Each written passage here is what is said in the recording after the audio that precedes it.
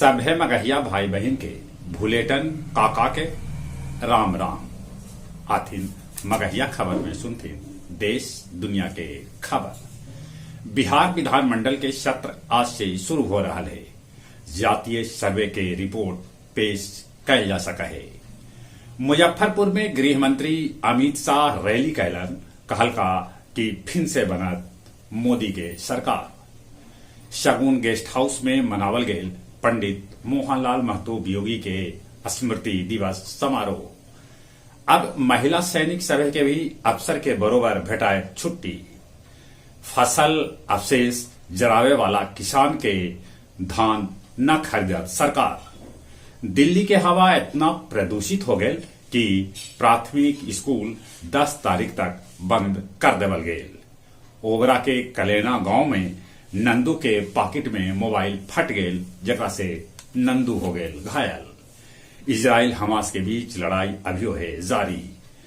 Israel शरणार्थी शिविर पर बरसौलक बम, 40 आदमी के मौत के है खबर। जर्मनी के हवाई अड्डा में घुसल एगो युवक, हवाई अड्डा कैल गये बंद।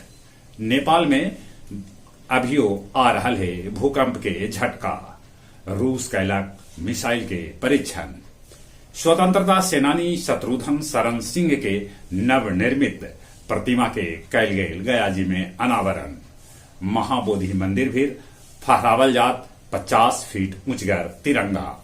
शब्द साधक हिसुआ के तत्वावधान में आयोजित कैल गये कवि गोष्ठी, जेकर अध्यक्षता दीनबंधु और संचालन उदय भारती कैल का। अब कुछ खेल के समाचार।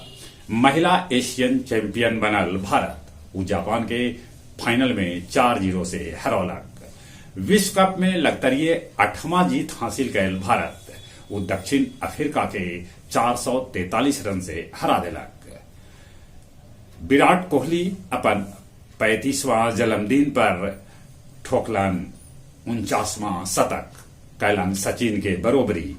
दूसरा दने रविंद्र जडेजा 5 विकेट लेलन। श्रीलंका बांग्लादेश के बीच मैच आज दिल्ली में होने वाला है।